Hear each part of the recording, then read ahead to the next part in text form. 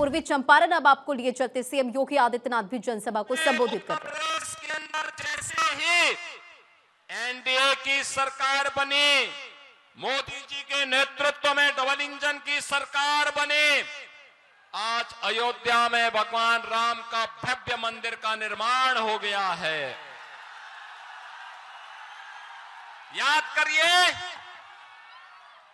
करिए जब राम भक्त कहते थे कि राम लला हम आएंगे, मंदिर वहीं बनाएंगे, एक कांग्रेस, आरजेडी और सपा के सरकारें उस समय राम भक्तों पर गोलियां चला दिया करती थी, लाठियां चलाया करती थी, और तब राम भक्त फिर कहता था कि लाठी गोली खाएंगे, मंदिर वहीं।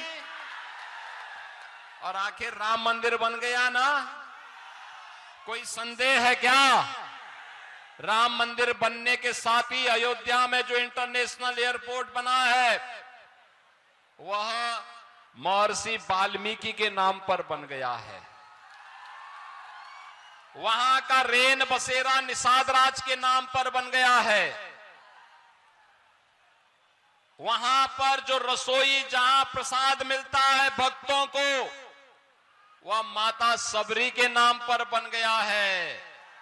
और बहनों और भाइयों, अगर अयोध्या में भगवान राम का मंदिर, तो सीतामढ़ी में माता जानकी का भी भव्य मंदिर का निर्माण हो रहा है।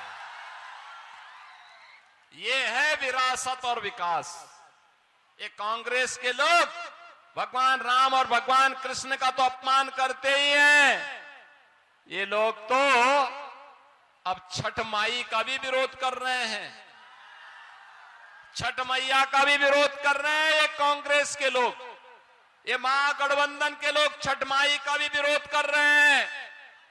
बहनों और भाइयों, मैं तो आपसे अपील करने के लिए आया हूं, जो आपके राम का विरोध करते हो, आपके आस्था का अपमान करते हो, उनके साथ किसी भी प्रकार की कोई रियायत नहीं होनी। उन्हें वोट देकर के अपने वोट को जाया नहीं करना चाहिए। मोदी जी के नेतृत्व में आपने बदले हुए भारत को देखा है। आप सोचो, 80 करोड़ लोगों को फ्री में राशन, ये महागठबंधन की सरकार थी, आरजेडी की सरकार थी। ये राशन क्या देते? ये तो पशुओं का चारा भी खा गए थे। आज आप देखो, मोदी जी 80 करोड़ लोगों को फ्री में राशन, और अगर पिपरा के लोग, मैसी के लोग, मोतिहारी का कोई व्यक्ति देश के अंदर किसी भी कोने में है, अगर यहां बना हुआ राशन कार्ड से वहां राशन लेना चाहता है, तो वहां भी उसको राशन मिल जाएगा, कोई रोक टोक नहीं है। यह है one nation one ration card. कोई बीमार हो गया, पैसा नहीं, आयुष्मान कार्ड है उसके पास, 5 लाख रुपए हर वर्ष देश के अंदर कहीं भी जाकर के वो उपचार करा सकता है, कोई उसको मना नहीं कर सकता है। ये है एनडीए की, मोदी जी के नेतृत्व की सरकार। बहनों और भाइयों, गरीब को मिलने वाली सुविधा किसी दलाल और किसी बिचौलिए का मोहताज नहीं, बल्कि उसको मिलने वाली सुविधा सीधे जनधन अकाउंट के माध्यम से उसके खाते में पैसा जाएगा। बहनों और भाइयों, 12 करोड़ किसानों को किसान सम्मान निधि का लाभ जब राधा मोहन बाबू कृषि मंत्री थे, उसी समय यह सुविधा भारत के अन्नदाता किसानों को प्राप्त हो गई थी। बहनों और भाइयों, 12 करोड़ गरीबों के घर में शौचालय, किसी की जाति नहीं देखी, किसी की पाति नहीं देखी, भारत का नागरिक है, मिलना चाहिए। नारी गरिमा की भी रक्षा हुई, और साथ साथ स्वच्छता के कार्यक्रम को भी आगे बढ़ाने में मदद मिली। बहनों और भाइयों, एक कांग्रेस की सरकार थी, याद करिए, रसोई गैस का सिलेंडर लेने में काफी मशक्कत करनी पड़ती थी। आज रसोई गैस के 11 करोड़ लोगों को फ्री में रसोई गैस के कनेक्शन पूरे देश के अंदर मोदी जी ने उपलब्ध करवा दिए।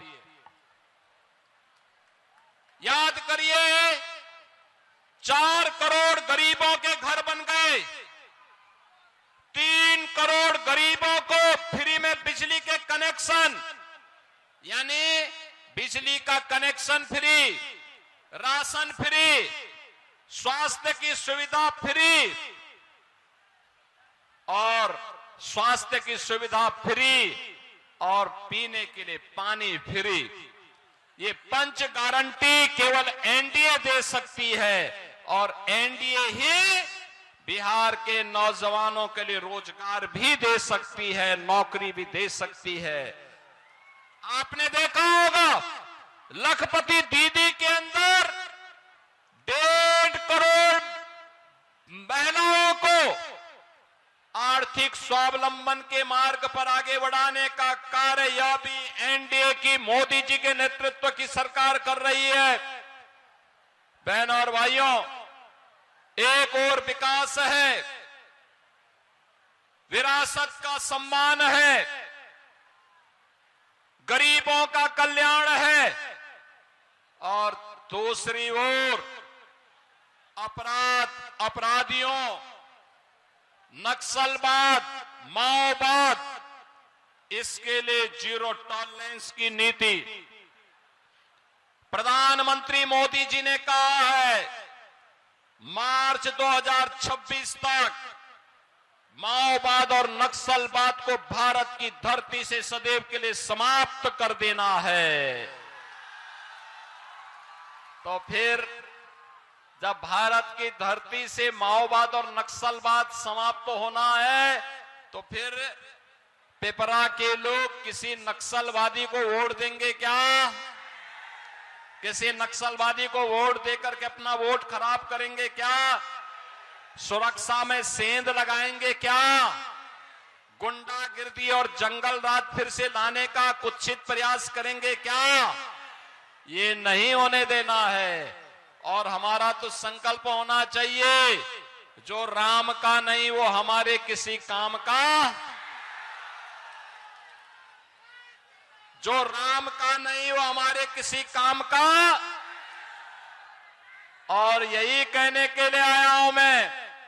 देखो, आपके लोकप्रिय सांसद राधा मोहन बाबू अस्वस्थता के बावजूद भी लगातार प्रयास किए हैं। मोतिहारी की किस्मत को उन्होंने बदल डाला है, विकास को मजबूती के साथ आगे बढ़ाया है। क्या हाईवे, क्या कृषि विश्वविद्यालय, कृषि संस्थान और क्या केंद्रीय विद्यालय के साथ साथ यहां पर आज क्या नहीं है? बहनों और भाइयों, बेहतर कनेक्टिविटी है, रेलवे की बेहतर सुविधा हो गई है, बेहतर हर प्रकार की सुविधा के साथ साथ लगातार जूझते हैं विकास के लिए। और अब तो अयोध्या से सीतामढ़ी को जोड़ने के लिए राम जानकी मार्ग भी बन रहा है और गोरखपुर से सिलीगुड़ी वाले मार्ग में मोतिहारी होते हुए भी एक ग्रीन फील्ड एक्सप्रेसवे का निर्माण कार्य तेजी के साथ आगे बढ़ गया है। यानी विकास भी होगा और रोजगार भी आपके घर में होगा। और इसी के लिए आपसे अपील करने के लिए आए हैं कि श्री श्याम बाबू प्रसाद यादव आपके लोकप्रिय विधायक हैं, राधा मोहन बाबू का पूरा उनके ऊपर आशीर्वाद है, आपका भी आशीर्वाद रहेगा ना? आशीर्वाद है ना? सभी लोगों का आशीर्वाद है। जहां तक मेरी आवाज जा रही है, दोनों हाथ ला करके बोलो, कमल चुनाव चिन्ह पर उनको वोट देंगे ना? सभी लोग सब लोग इसके समर्थन में है ना? सभी लोगों का आशीर्वाद मिलेगा। 11 नवंबर को वोटिंग होनी है और वोटिंग होने पर उससे पहले घर घर आपको जाना होगा। घर घर जाकर के मोदी जी का, नीतीश बाबू का, मेरी ओर से, राधा मोहन बाबू की ओर से हर घर में अपील करना है कि नक्सलवाद को फिर से नहीं आने देना है, जंगल राज को फिर से नहीं आने देना है, अराजकता को फिर से नहीं आने देना है। इसके लिए फिर से श्याम बाबू प्रसाद यादव को कमल छाप पर विजयी बना करके भेजना है। बना के भेजेंगे ना सभी लोग दोनों हाथ उठा करके मेरे साथ बोलेंगे, दोनों हाथ उठा करके, जहां तक मेरी आवाज जा रही है दोनों हाथ उठा करके बोलेंगे, भारत माता की, भारत माता की, भारत माता की जय श्री राम, जय श्री राम, जय जय श्री राम।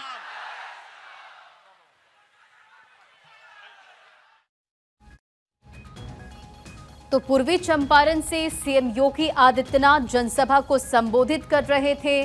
विपक्ष पर जमकर निशाना साधते नजर आए। एनडीए प्रत्याशी के पक्ष में वोट की अपील की, उन तमाम योजनाओं का जिक्र किया जिससे प्रदेश का विकास हो रहा है।